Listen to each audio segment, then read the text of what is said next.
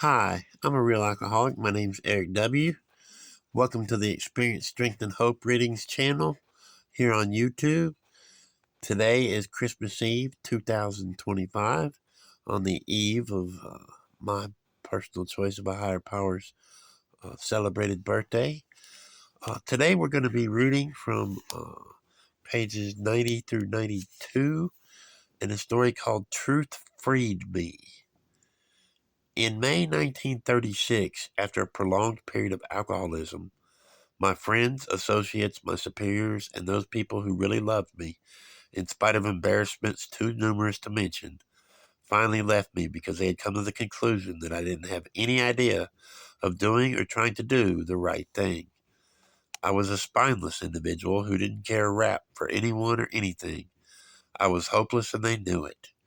And then in my extremity, the divine comforter, Truth, came to me in a barroom where I had spent the major portion of 6 weeks. The divine comforter, in my experience, came in the guise of a former drinking companion whom I had assisted home on several occasions. Because of physical infirmities brought about by alcoholic excess, he had been unable to walk a distance of 3 blocks to his home unassisted when I last saw him. Now he approached me, and to my amazement he was sober and appeared greatly improved in physical condition. He induced me to take a ride with him, and as we rode along, told me of the marvelous thing that had come into his life. He had more than a practical idea of my difficulties. He also had a logical and practical idea as to how they might be overcome. He started the conversation by explaining acute alcoholism and stated very bluntly that I was an alcoholic. This was news to me in spite of the fact that I had promised everybody east of the Mississippi, if they would take time to listen, that I was through with drink. At the time I made these promises, I honestly wanted to quit drinking, but for some unknown reason hadn't seemed able to. He told me why I failed. He then suggested that I accompany him to a local doctor who had been helpful to him. It took 48 hours of persuasion and quite a few drinks to fortify myself, but I finally agreed to go. The doctor turned out to be one who had been an alcoholic himself, and in gratitude for the release he had found, and because he understood the true meaning of the phrase brotherly love, was spending a great portion of his time helping unfortunate individuals like myself.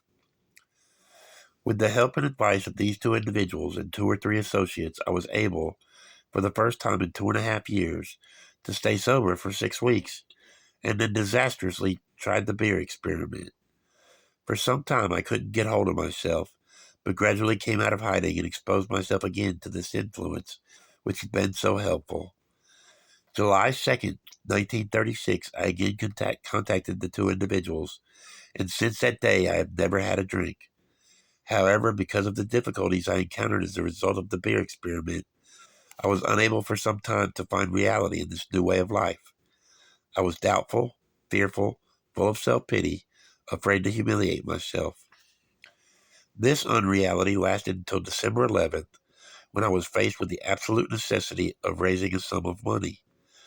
For the first time came the realization that I was faced with a difficulty from which I seemed unable to extricate myself. Of course, I took time out to bemoan the fact that after all I'd done, this had to happen to me. But on the advice of my wife, I reluctantly went to the banker. I told him my story completely. I went to him believing that my need was money. I went there as a last resort to attempt to pry it loose to meet my needs. My need was not money, but again I had been led to the proper source. After having related my story to the banker, who knew my reputation not only as an alcoholic, but as an individual who didn't pay his bills, he said, "I know something of what you are trying to do, and I believe you are on the right track. Are you right with the Father who knows your needs before you ask? If so, you are not dependent upon this bank or any individual in it, or any rules by which we operate, because your help comes from an ever-present and all-powerful Father. I'm going to do everything I can to secure this loan for you.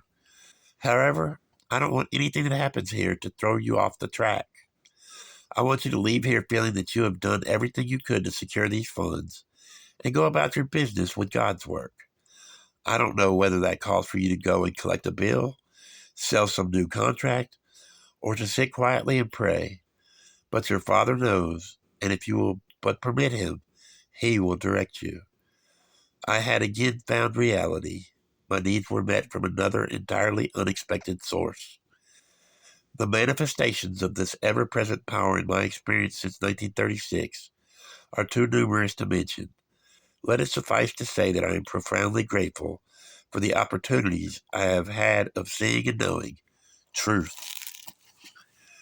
That's a short but powerful reading. It reminds me of how Dr. Bob closes his story in Dr. Bob's Nightmare with how the Heavenly Father will never let us down. And of course, we let ourselves down, we let others down, others can let us down, but the highest power always leads us and helps us to do the next right thing. And I think of that, the truth freed me. There's a line in the biggest book that talks about, that God, when we turn to Him, the truth will set us free from whatever's holding us back. And it's our secrets that keep us sick. I know in going through the fourth and fifth step, I felt liberated and freed from a lifetime of frustration. Like my picket just struck gold. And I'm only going to be able to keep it if I insist on giving away the entire load. That's the way this thing works. That brotherly love and sisterly, of course. That unconditional understanding that alcoholics have for each other. That when you seek help, we don't judge. We don't say, "Are you the right kind of alcoholic? Do we want to be seen with you?" We'd say, "Do you mean business? Come on in and find a new and better way to live." And that's what it's all about. God bless everyone and Merry Christmas. I hope everyone has a joyous celebration of my higher power's birth and get to know him. He's a great higher power for me, and you can borrow him anytime. I hope everyone has a good New Year's, one day at a time. We don't ever have to drink again if we don't want to. And God's good, truly good, to drunks who don't drink. God bless.